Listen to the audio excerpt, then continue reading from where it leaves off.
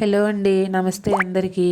మనం ఈ వీడియోలో ముక్కోటి ఏకాదశికి పుత్రద ఏకాదశి అని పేరు ఎలా వచ్చిందో తెలుసుకుందాం. దీని యొక్క స్టోరీ ఉందండి. స్టోరీ బట్టి మనకు కంటెంట్ అనేది అర్థమవుతుంది. వైకుంఠ ఏకాదశిని పుత్రద ఏకాదశి అని కూడా పిలుస్తారు.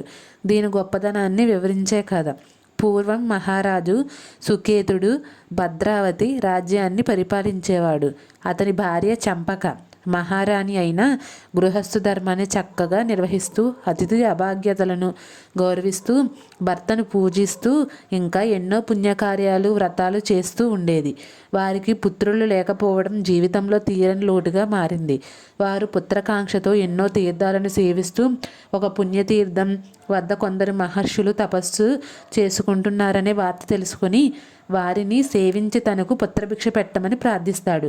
వారు మహారాజు వేదనను గ్రహించి మీకు పుత్ర సంతానం భాగ్యము తప్పక కలుగుతుందని దీవిస్తూ నేడు పుత్రద ఏకాదశి కావున నీవు నీ భార్యతో ఈ ఏకాదశి వ్రతాన్ని ఆచరించిన ఎడల మీ కోరిక తప్పక నెరవేరుతుంది అని చెప్పారు. పుత్రద ఏకాదశి అంటే ముక్కోటి ఏకాదశి అండి, ఇంకేం కాదు.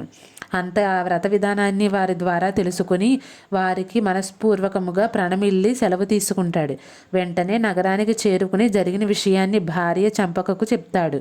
ఆమె సంతోషించి వారిద్దరూ భక్తి శ్రద్ధలతో శ్రీ లక్ష్మీనారాయణులను పార్వతీ పరమేశ్వరులను పూజించి మహర్షులు ఉపదేశించిన విధంగా ఏకాదశి వ్రతాన్ని చేస్తారు. అనంతరం కొద్ది కాలానికి కుమారుడు కలుగుతాడు. ఆ పిల్లవాడు పెద్దవాడైన తరువాత తల్లిదండ్రుల కోరిక ప్రకారం యువరాజు అవుతాడు.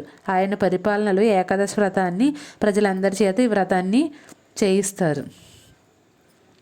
ఇది చూసారు కదండి, ఇదే అండి స్టోరీ. అలాగే వైకుంఠ ద్వారం ఎక్కడెక్కడ ఉన్నాయో మనం తెలుసుకుందాం. శ్రీరంగంలో ఉందండి, తిరుపతిలో ఉంది. శ్రీరంగంలోని శ్రీరంగనాథ స్వామి దేవాలయంలో వైకుంఠ ఏకాదశి ఉత్సవాలు 21 రోజులు జరుగుతాయి. దీనిలో మొదటి భాగాన్ని పాగల్ పట్టు అంటే ఉదయం పూజ అని, రెండవ భాగాన్ని ఇరపట్టు అంటే రాత్రి పూజ అని పిలుస్తారు. విష్ణు అవతారమైన రంగనాథ స్వామిని ఆ రోజు వజ్రాలతో చేసిన వస్త్రాలని అలంకరించి 1000 స్తంభాల ప్రాంగణంలోనికి వైకుంఠం ద్వారం గుండా తీసుకుని వచ్చి అక్కడ భక్తులకు దర్శనమిస్తారు. ఈ ద్వారం గుండా వెళ్ళిన భక్తులు వైకుంఠం చేరుకుంటారని భక్తుల నమ్మకం. అలాగే తిరుపతిలోంచి చూసుకుందాం. తిరుపతిలోని శ్రీ వెంకటేశ్వర స్వామి వారి దేవాలయంలో కూడా ఇదే మాదిరిగా కాకుండా ముందు దైవ దర్శనం, తదనంతరం వైకుంఠ ద్వారం ప్రవేశానికి అనుమతిస్తారు. ఈ ఏకాదశికి ముందు రోజు అనగా దశమి నాటి రాత్రి ఏకాంత సేవానంతరం బంగారు వాకిలు మూసివేస్తారు. పిదప తెల్లవారుజామున వైకుంఠ ఏకాదశి నాడు సుప్రభాతం మొదలుకొని మరునాడు అనగా ద్వాదశి నాటి రాత్రి ఏకాంత సేవ వరకు శ్రీవారి గర్భాలయానికి ఆనుకొని ఉన్న వైకుంఠ ద్వారాన్ని తెరిచి ఉంచుతారు. ఈ 2 రోజులు భక్తులు శ్రీవారి దర్శనం తర్వాత ముక్కోటి ప్రదక్షిణ మార్గంలో వెళతారు. చూసారు కదండి ఈ వీడియో ద్వారా మీకు మంచి ఇన్ఫర్మేషన్ ఇచ్చాను అని అనుకుంటున్నానండి. అలాగే మా ఛానల్ ద్వారా మీకు ఇలాంటి వీడియోలు అందిస్తాము.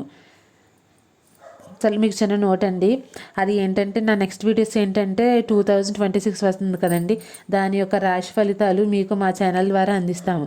మీ యొక్క రాశి గురించి తెలుసుకోవాలి అంటే మా ఛానల్ని సబ్స్క్రైబ్ చేసుకోండి, లైక్ చేయండి, షేర్ చేయండి, స్కిప్ చేయకుండా వీడియోని చూడండి.